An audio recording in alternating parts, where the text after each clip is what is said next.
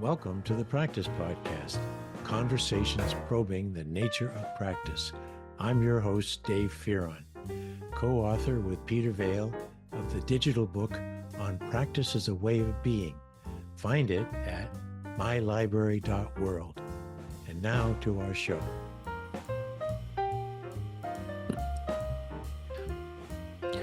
Well, folks, this is Where Are They Now? In this case, where is she now? Mahaska Stiegler was in 2022, in July of 2022, in Toledo, or a town near Toledo. What was the name of the town you were living in at the time? Bowling Green.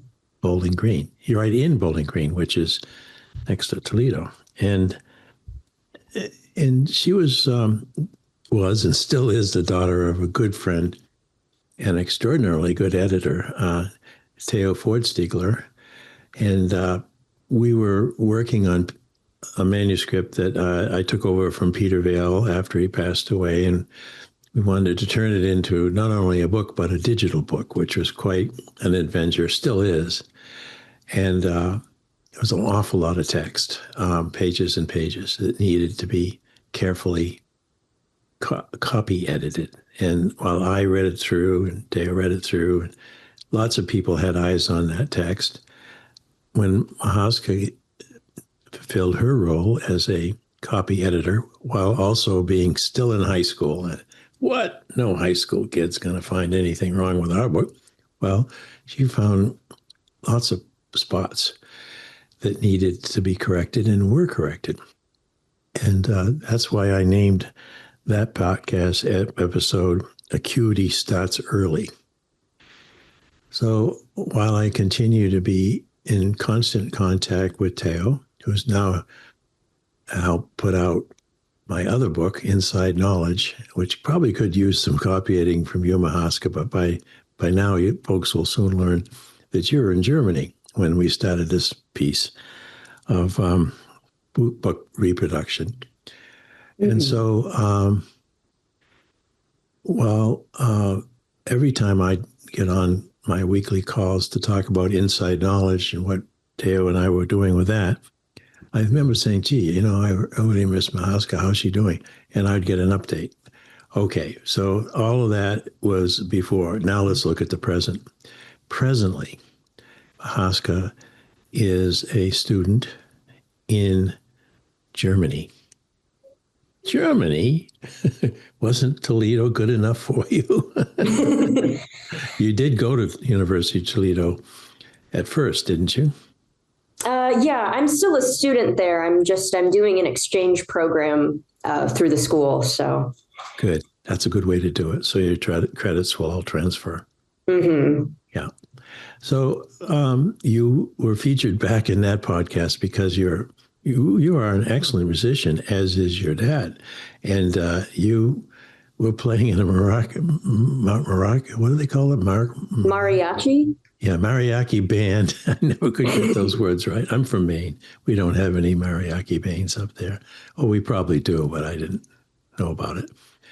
Anyway, you were playing the accordion. So I featured that, I didn't want to make fun of you. Too many people make fun of the accordion. What I wanted to point out was that you had took on an unpopular instrument when it was going to help the cause of your music program, and learned it and continued to master it through all the time that you were working with us on the book. And I thought, now there is acuity, because in order to move the bells and move all those keys, have your brain doing all of that work and have it coming out something that's not Lady of Spain, you really impressed me. And there were some comments that I found back then that people thought, boy, that was kind of interesting to feature an accordion player. Now, let's go to the present. The name of your university is? Leuphana University, Lüneburg. Okay. And is it a comprehensive, as we call it in the States, master's and doctoral programs as well as undergraduate? I believe so, yes. I'm pursuing credits for my bachelor's at the moment, but they do offer higher levels of education. So, Mm-hmm. And what are you studying as an exchange student?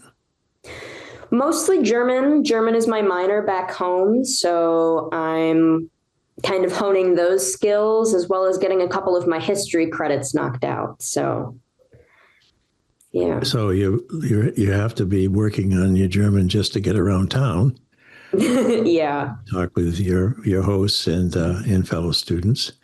But it's not as you say, you were studying it when you were back home, but also your dad is a first German as a first language, and so probably when you're growing up, you heard a bit of German there too. Yep. Yeah. Now, one of the things I remember Theo telling me is that when you were thinking of going to Germany for this second year, that you also saw the benefit of being close to some family over there. Is that working out the way you hoped?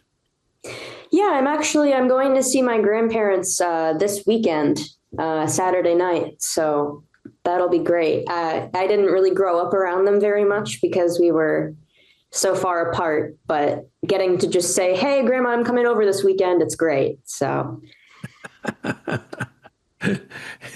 And I'm pretty sure she speaks fluent English as well as certainly German. Yeah. But I thought that was quite an amazing backstory for you and your family when Theo grew up in Eastern Germany, East Germany, whatever they called it back then. And, it's had very nice family life from everything I can tell. And then he was there when the wall came down. As you recall the story? yep, he was 11. So then he came over to the States, not at 11 or 12, but not much later than that, which then made you have a very different kind of life. And if he had stayed there in Germany, and you were a daughter, you'd be a German person, but you're an American in Germany with dual citizenship. Yep. That's good. Good. I think any one of us who can get that into our lives. I mean, it expands the fact that we're global people and we're not just locals. Mm-hmm. What motivated you mainly, though, to make this really big change in your time of your life? A lot of factors went into it. I'd say mostly I wanted to feel kind of integrated into this part of my culture that I hadn't really been that exposed to before. I mean, I'd come over here for like a week or so and, seen my family and done a couple of touristy things, but I'd never really been truly connected to my Germanness. So that was definitely part of it. And I wanted to be immersed in the language so I could master it faster. And I'd never really been on my own before. So it seemed like a good opportunity to kind of, be on my own. So, yeah. All very important reasons for this kind of exchange program that many people over hundreds of colleges in many, many years have done that for themselves and I'm invariably, as I used to hear from my students when they'd come back from a semester abroad, was I really am a different person in some ways because I now am aware that there's a whole lot more in the world going on than I used to see in movies and television. And yet you'd been there as a younger person. What are you finding now that really kind of surprises you about residing there in that European country at this moment in time with everything that's going on in the world? Well, I would say it's kind of interesting being in Germany as opposed to the US, especially at this current moment, because a lot of the time it feels like things are a lot less urgent and critical politically. Like, I suppose I'm not really as glued to the news as I was back home, because I kind of know that nothing's the end of the world. And culturally, it's also been very interesting because I knew some German culture before, but not all of it, because my family would kind of like Americanize themselves when they interacted with me. But yeah, Germans, it's a very interesting cultural difference. I think they're very genuine, but sometimes they're a little bit honest, maybe too honest at times, a little bit. They're not as immediately warm as Americans are, but it's nice because they're being genuine. So yeah, that's a good point. Yeah, and those who've lived there their whole lives, they've drawn their life from whatever the country meant during their growing up years, educationally, socially, politically, and we the same over here. Germany's by land a smaller country, and probably more homogeneous in its population than we are out here. Yeah, for sure. In the hinterlands, so that can make a difference too. What, by studying the language, though, are you tapping into the nature of German itself? Because you're reading probably some of the older material and not just this week's newspaper. Are you picking up some themes about what it means to be German? I think in terms of the language itself, the biggest difference for me from English is the gender system and the case system. English doesn't have cases, or it doesn't gender its nouns. And so that's been very interesting. And I think it's kind of a testament to kind of the way things are ordered. I think in Germany, I always think of the recycling system. You have 4 different types of trash. And so you have to remember to put your eggshells in the compost, put your plastic bag in the yellow ton. You have to put your old paper towels in the rest trash and all this stuff. And I think some people might look on that negatively. They might think, oh, it's so annoying to have to organize everything all the time. But I kind of find it endearing because you always know sort of how things are going to go and what you're supposed to do. And it kind of alleviates some of that. I'd say initially I had some fears of like, oh, what if I'm not going to fit in? I'm not going to this or that. And when you look at it from a distance, it's all very like, it's all pretty laid out. So. Yeah. Well, it's certainly an older country than we are. And, and geographically, we have many different subcultures. But it occurs to me also there's a very pragmatic reason to have the recycling as organized as it is, and they mean it. Yeah, you got a certain amount of land, and Germany, I think, is as I've read, is far more aware of its climate issues, and because of its location and its need for energy and all of that. And they just can't let too much experimentation go on in terms of, well, we'll just let things go and see how they land. They've had to be somewhat regimented, and I suspect that's true of other European countries, something we haven't had to experience too much. I do think we will start realizing after some of the smoke clears from what we're living through here, that we do have a responsibility to be more disciplined as citizens by virtue of taking care of each other our local part of the planet, and so on. I think some of those values, which we could take or leave when you were younger, growing up here in the States, I think we're going to be hopefully a lot more serious about as a nation going forward after, as I say, the politics change again.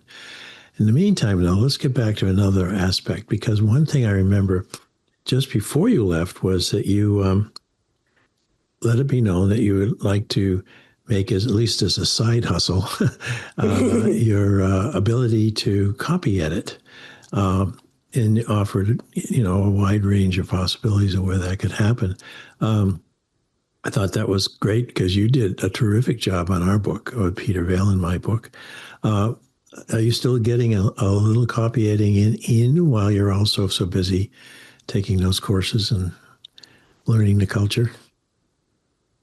Yeah, it's kind of a balancing act, really. I'll give you an example. I was in the library today from about 4 to 7, cranking out a take-home test, and then I come home and my roommates are throwing a party on the lawn. So I go, oh, I'll hang out with everybody for a while. And then, so there's definitely this dichotomous nature of like, you have to study and have fun at the same time. So yeah. But you are getting some. Yeah, for sure. Yep. Now, what is it about copy editing, like the accordion? It's not something that most 17 or 18-year-olds aspire to do. Something moved you in that direction. What do you think it was? I've always been the kind of person to really pay attention to detail. And I think that lends itself really well to copy editing, because if you're familiar with a language and you are able to really pick it apart, it's not too strenuous, really. And I think another part of it would be that I just I like reading, and I like a big part of copy editing, I would say, is not really pointing out people's failures per se, but also sharing with them when they've done something successful. Mm-hmm. And I like giving people positive feedback on their work and saying, hey, I read this, I really enjoyed it. You could change this or that, but overall, I think this is really sound. Yeah, so yeah. Yeah. Also, you're always copy editing when you're doing your own reading. It's just natural. Like my sister Judy was just, I think, congenitally disposed to finding spelling errors. She did from the time before she could spell almost. And she was such a pleasant, calm person. But when she'd come across a spelling error in a local newspaper or anything else, she said, look at this. How could they have missed it? We're talking about more than spelling, and I saw someone who was sort of almost like pitch perfect for spelling. She was proud of it. She didn't have a lot of other successes in her life, but she could still, even days before she passed away, I bring her something that, I think I brought her something from our book that we were working on at the time she passed away. And she was the paper manuscript that we'd started with. And she opened it up and said, oh, right here. First page. And I said, Peter Vaill wrote that. I didn't. So it isn't just about, but when something does come out into the world as a published book or anything that's published, you don't want to distract people with something about a wording or something that could have been made better. And I have to put this out here, though, because we are now having all kinds of artificial intelligence incursions into our lives. But there is Grammarly. And have you reconciled how you and Grammarly are going to get along? I see Grammarly as a useful tool, but I don't think it has quite the depth of a human. Like Grammarly can't say, "Oh, this doesn't flow quite right. Maybe if you use this word instead of that word, and you switch these two around." And you did this and you did that, that the sentence would make more sense. That's not really his job. It's just telling you, oh, you spelled that wrong. Oh, comma shouldn't be there. Just kind of very surface level stuff. And I think I could kind of provide sort of a breadth that Grammarly is sort of incapable of. But I mean, I do respect it. I think it's a great tool for a lot of people if, you just want kind of a quick look over, but yeah. Yeah, I arrange a sentence here and there. But, I think that's, so I can generalize what you've said to a lot of the artificial intelligence tools that are in people's, either in their faces or in their hands. And of course, is my total bias. And that is that we offer the humanity to the perspective. I mean, our humanness is what we add into the mix, if you will, of trying to decide if someone's paragraph is meaningful and could be made better.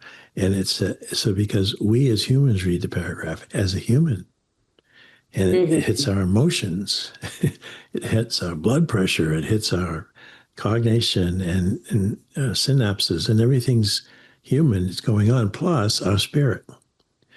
And our hope for the person's reader that they're going to get the best possible experience in reading that paragraph. So there's a tremendous amount of more inclusiveness there.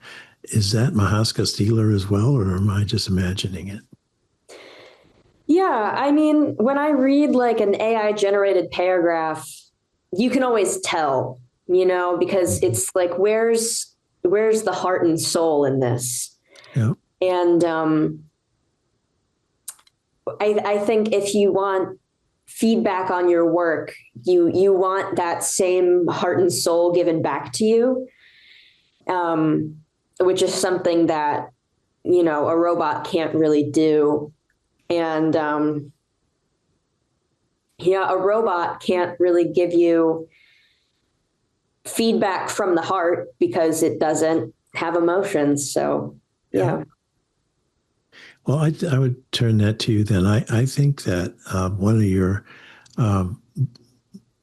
practice growth objectives is the more that you're applying yourself to refining your knowledge of a language and culture, the more that you're learning, about what's up and down the street where you're living now, and the more you're meeting fellow students, perhaps some from other countries who are there, you are essentially working on your soul, your way of being in the world, and so that a year from now or two, when you're graduated, you're going to be a different Mahaska, better in many ways, partly because you're taking this huge step to rearrange your life to be there in Germany. How long are you going to stay, by the way? I depart from Germany on December 19th, but I am considering getting my master's here. So probably won't be gone for too long. Yeah. Well, you'll be a lot different in many good ways. Leap up over the arc here. You're graduated. You got your master's. What do you see yourself? Where are you going to be, and what are you going to be doing? Well, my plan as of now is to get my master's in library and information science, and then to do some sort of archival internship, and then to work in an archive as some sort of archivist. But depending on how much my editing takes off, I can also see myself doing that. So there's kind of a fork in the road there, but I think they're both really good options for me as someone who loves to pay attention to detail and dig into the nitty gritty of language. So, yeah. I think Dale must have mentioned to you that my daughter-in-law is an archivist at Johns Hopkins in their medical archives. And she also has a PhD in sociology. And the work she does is not just, oh, let's see, I'll take these notes and these pages from these researchers and I'll condense them into a synopsis. She puts her whole self into the person that she's going to produce an archive about. If there's a not very good grammar there, it becomes someone she knows. I've had these conversations with her, because she's read the side notes that she or he has written while doing the research. She's aware of the frustrations of attempt after attempt after attempt to get the right outcome, and it allows her to use her brilliance in a way that's very constructive. The researchers who come in after her work are trying to build on stand on the shoulders of those researchers, and they need to have authentic understanding who they were as humans and not just as a science that they were able to execute. So that's a good direction to go. But the kind of editing that I could imagine you could do would be far more lovely, complicated, and complex, because you will be fully bilingual by then, and also you're a new generation. I don't know if we've labeled you yet, X, Y, Z, A, B, Z, whatever, but you're young. And you're going to be basically stepping into a huge void left by the baby boomers as they leave us, as we leave you. And kind of, in a way, another kind of fresh start. I want to take it, I'm watching my clock, and we're doing very well on time, but I want to get to at least one more question that has, as I look at this acuity starts early. Is there a downside to being so detail oriented and so able to quickly pick up on things in sort of a very, what I call sort of hypersensitive way? Is there a downside to that for you in your way of being? I would say the natural consequence is being an overthinker. So when I don't know, when I interact with someone, maybe they make a weird face for half a second, or they say one word instead of another. And my copy editing brain goes, oh, that tone is off. This person, means this instead of that. And so that can be kind of a drag sometimes, but overall I enjoy having the skill. Yeah. Did music play in, you're still musical. I understand you didn't bring your accordion over because it would have been cost a lot of money to bring the accordion. Yeah. But you're maintaining your musicality? Yeah. So I'm playing the accordina from time to time, which is essentially like if a flute and an accordion had a baby, I was able to fit it in my suitcase. And it's interesting for me because it's challenging me quite a bit. It's pretty different from the accordion I'm used to because it uses a different button system. But yeah, I've pounded out some chords to Rainbow Connection by the Muppets, There you go. That's kind of keep me on my feet. And yeah, that's been pretty fun. You're probably too busy to actually join other musicians in some band or ensemble or some other practice setting. Yeah, and the tricky thing about it is that I'm here for four months, so it's hard to establish a musical commitment because I'm going to be heading home. So that makes sense. Yeah. Back home, were you at Toledo? Were you involved in any musical groups back there before you left? A couple semesters I did the jazz choir. That was really fun because I grew up singing, very, right? yeah, a very jazz singing heavy environment. So that was also kind of connecting to my roots a bit. Um, but there aren't really that many musical ensembles at my university that need an accordion for some reason. So, Well, a polka band, your little tradition. I guess I could start one, And but well, there's certainly a lot of music over there in the German Foley and other countries where that was a tradition. I I admire you very much, and your maturity was very visible back in 2022, more visible now. You're grounded and you're introspective, but also have a nice smile and laugh. So you're doing well, Mahaska. thank you. I'll give you an A. Speaking of which, is it tough? Are those courses tough that you're taking? They can definitely be tough sometimes. A lot of it is just, reading the material and thinking critically about it. But sometimes I get a big project thrown in my lap and I'm like, man, not this again. But, they all serve a purpose. So I can understand why I have to do them, which is nice because sometimes you have a professor where they just give you work and you're like, what am I supposed to do with this? But my professors over here have been very intentional, which I appreciate. That's great. By and large, is the teaching approach quite different there in your university than back home?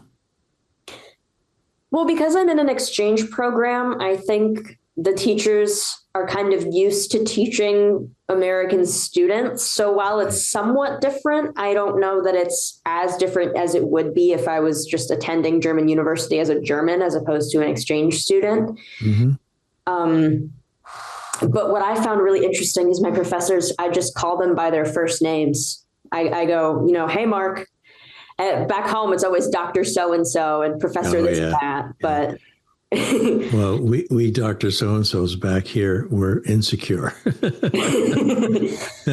They're more secure. You can call them Mark, and it won't trouble them all that much. But that's good to know, because I had this stereotype of, well, generally European pedagogy, which was almost like you just read, and then you come and see them as tutors, and you can have a little chat. But basically, you're going to be, maybe that's Oxford, Cambridge, but there was a very different relationship between the teaching and learning that we're used to, where the teaching actually manages to bring about learning. So there, is it more, as you say, a little bit more like the American system, more interactive? A lot of my teachers will do like in-class group activities and things like that to kind of keep us engaged. So I would say it's kind of like the American system in that way, but they're also in a way tutors, like you said. I mean, I have this class. It's about nationalism in Europe, and it's really just, we take the same material and we all develop on it and share our opinions, and that's pretty much the class. Mm-hmm. So that's been really interesting.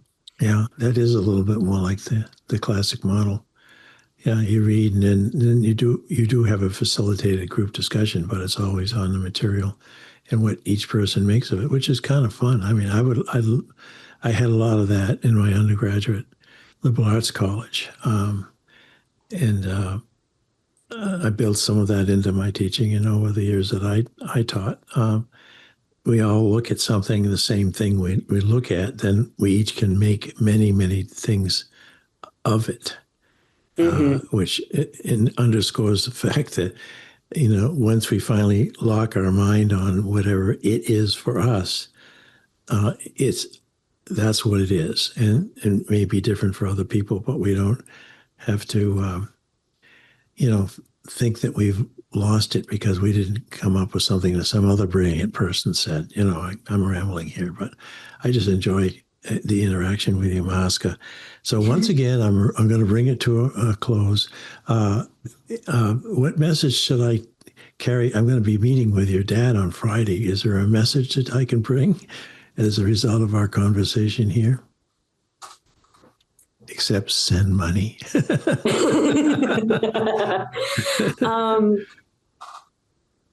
Yeah, I guess I would say overall that I'm having a good time. I am learning a lot about myself and my culture and how that relates to other people. And I think I was thinking about this on the bus today. I love the bus because everybody rides the bus here. So you see old people, you see young people, you see disabled people, you see able-bodied people. There's people with their groceries, there's people with their kids. And it really gives you an idea of how diverse and different we all are. And that's really helped me, I guess, with myself, kind of realize everyone brings something different to the table, and I am part of that. Yep. Not just that lovely young woman on the bus who everyone else looks at and says, I think I've seen her on our bus before. But the more you get used to use your German, the more you can introduce yourself to your seatmate or the people behind you. Is that true? I mean, Germans really like their quiet public spaces a lot of the time. So there's not too much small talk on the bus, but on occasion you'll run into someone and you'll spark something up. So I always look forward to that as an American, though, because I love just like exchanging stories with strangers sometimes. So yeah. Well, come on home. We'll make sure you get plenty of that. And this was episode. It'll be about 287, I believe. You were 172.